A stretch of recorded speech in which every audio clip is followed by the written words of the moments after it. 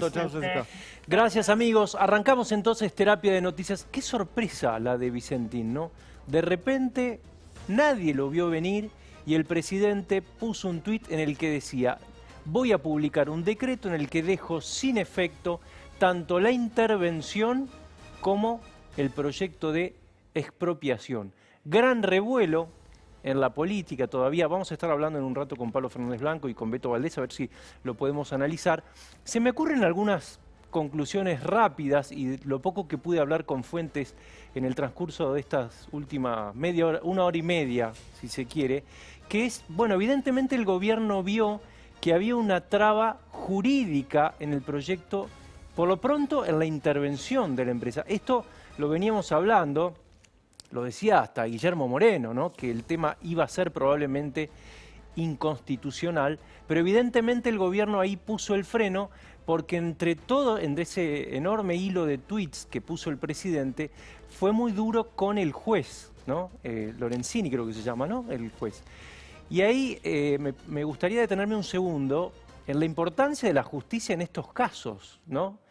El valor de un no en el ámbito de la cosa pública. A veces un no, aunque difícil, siembra más que un sí. A veces una renuncia siembra más que quedarse. Y esto lo saben muchos los políticos que han decidido pagar un costo.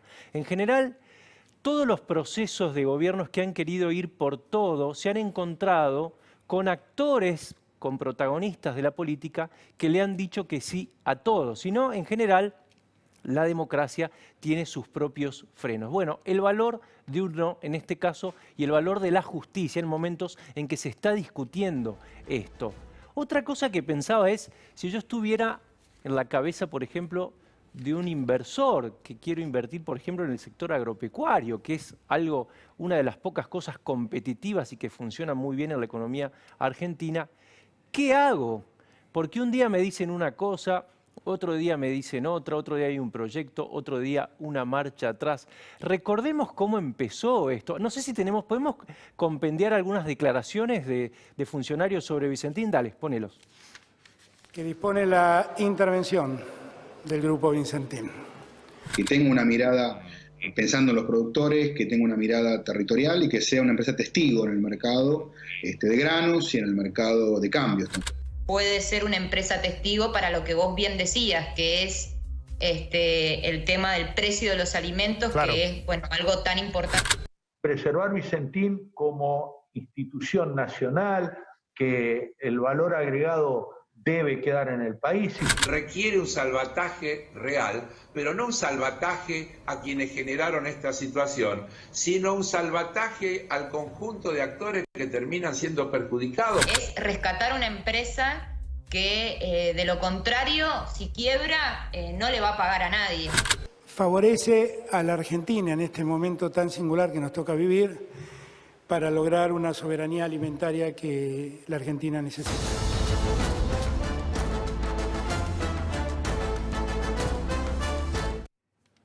Bueno, no sé en qué quedó la soberanía alimentaria, pero el proyecto entonces se frustró. Recordemos esto, la última saga. Yo me acuerdo, por ejemplo, una reunión que hubo de empresarios en Olivos, en la que el presidente les dijo: no tengo problemas con ninguna compañía privada, hay que traer inversiones. A los 5 días, para sorpresa de todos, anuncia que manda el proyecto para expropiar Vicentín, que al final no mandó y que hoy revocó, cumpliendo, dijo el presidente en ese momento, el sueño de Anabel Fernández Agasti, la senadora, que hoy retuiteó la marcha atrás del presidente. No sé si lo tenemos, a ver si lo podemos mostrar, cómo retuiteó la senadora de la Cámpora, que estaba ahí en el anuncio, aquel anuncio recordado, y hoy empezó a retuitear, bueno, ahora cuando lo tengas lo ponemos, ahí está. Bueno, ahí lo vamos viendo.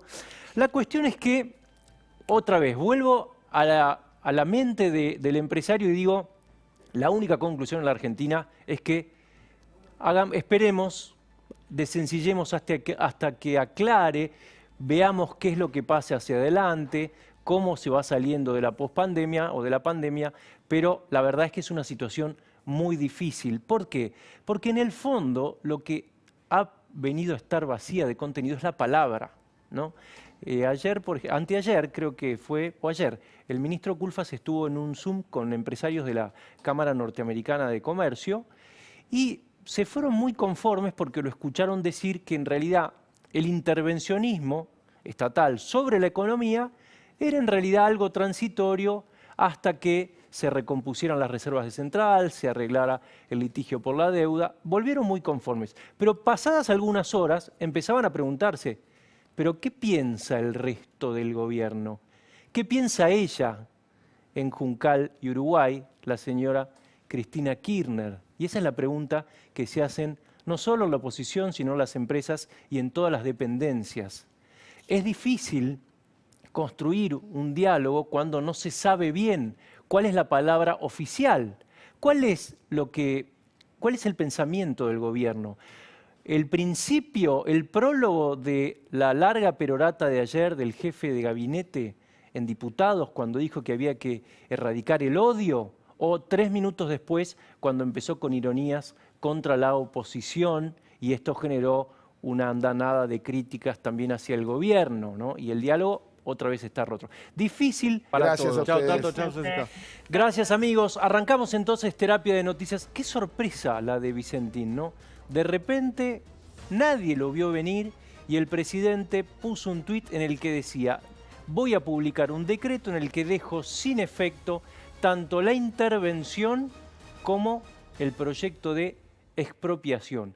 Gran revuelo en la política todavía. Vamos a estar hablando en un rato con Pablo Fernández Blanco y con Beto Valdés a ver si lo podemos analizar. Se me ocurren algunas conclusiones rápidas y lo poco que pude hablar con fuentes en el transcurso de estas últimas media hora, 1 hora y media, si se quiere, que es, bueno, evidentemente el gobierno vio que había una traba jurídica en el proyecto, por lo pronto en la intervención de la empresa. Esto lo veníamos hablando, lo decía hasta Guillermo Moreno, ¿no? Que el tema iba a ser probablemente inconstitucional, pero evidentemente el gobierno ahí puso el freno porque entre ese enorme hilo de tweets que puso el presidente, fue muy duro con el juez, ¿no? Lorenzini creo que se llama, ¿no? El juez. Y ahí me gustaría detenerme un segundo en la importancia de la justicia en estos casos, ¿no? El valor de un no en el ámbito de la cosa pública. A veces un no, aunque difícil, siembra más que un sí. A veces una renuncia siembra más que quedarse. Y esto lo saben muchos los políticos que han decidido pagar un costo. En general, todos los procesos de gobiernos que han querido ir por todo se han encontrado con actores, con protagonistas de la política que le han dicho que sí a todo. Si no, en general, la democracia tiene sus propios frenos. Bueno, el valor de un no en este caso y el valor de la justicia en momentos en que se está discutiendo esto. Otra cosa que pensaba es, si yo estuviera en la cabeza, por ejemplo, de un inversor que quiero invertir, por ejemplo, en el sector agropecuario, que es una de las pocas cosas competitivas y que funciona muy bien en la economía argentina, ¿qué hago? Porque un día me dicen una cosa, otro día me dicen otra, otro día hay un proyecto, otro día una marcha atrás. Recordemos cómo empezó esto. No sé si podemos compendiar algunas declaraciones de funcionarios sobre Vicentín. Dale, ponelos. Que dispone la intervención del Grupo Vicentín. Que tenga una mirada, pensando en los productores, que tenga una mirada territorial y que sea una empresa testigo en el mercado de granos y en el mercado de cambios.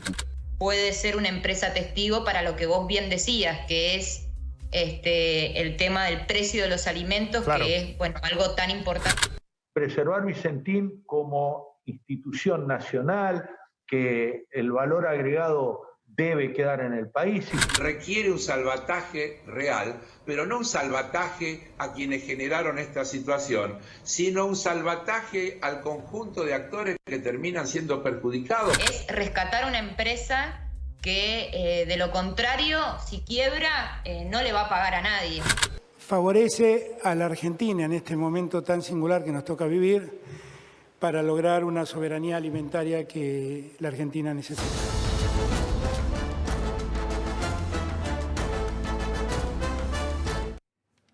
Bueno, no sé en qué quedó la soberanía alimentaria, pero el proyecto entonces se frustró Recordemos esto, la última saga. Yo me acuerdo, por ejemplo, de una reunión que hubo de empresarios en Olivos, en la que el presidente les dijo: no tengo problemas con ninguna compañía privada, hay que traer inversiones. A los 5 días, para sorpresa de todos, anuncia que manda el proyecto para expropiar Vicentín, que al final no mandó y que hoy revocó, cumpliendo, dijo el presidente en ese momento, el sueño de Anabel Fernández Agasti, la senadora, que hoy retuiteó la marcha atrás del presidente. No sé si lo tenemos, a ver si lo podemos mostrar, cómo retuiteó la senadora de la Cámpora, que estaba ahí en el anuncio, aquel anuncio recordado, y hoy empezó a retuitear, bueno, ahora cuando lo tengas lo ponemos, ahí está. Bueno, ahí lo vamos viendo. La cuestión es que, otra vez, vuelvo a la mente del empresario y digo, la única conclusión en la Argentina es que esperemos, desencillemos hasta que aclare, veamos qué es lo que pase hacia adelante, cómo se va saliendo de la pospandemia o de la pandemia, pero la verdad es que es una situación muy difícil. ¿Por qué? Porque en el fondo lo que ha venido a estar vacía de contenido es la palabra, ¿no? Anteayer creo que fue, o ayer, el ministro Culfas estuvo en un Zoom con empresarios de la Cámara Norteamericana de Comercio y se fueron muy conformes porque lo escucharon decir que en realidad el intervencionismo estatal sobre la economía era en realidad algo transitorio hasta que se recompusieran las reservas de central, se arreglara el litigio por la deuda. Volvieron muy conformes. Pero pasadas algunas horas empezaban a preguntarse, ¿pero qué piensa el resto del gobierno? ¿Qué piensa ella en Juncal y Uruguay, la señora Cristina Kirchner? Y esa es la pregunta que se hacen no solo la oposición, sino las empresas y en todas las dependencias. Es difícil construir un diálogo cuando no se sabe bien cuál es la palabra oficial, cuál es el pensamiento del gobierno. El principio, el prólogo de la larga perorata de ayer del jefe de gabinete en diputados cuando dijo que había que erradicar el odio, o 3 minutos después cuando empezó con ironías contra la oposición y de esta crisis en medio de todo esto y sin saber dónde está la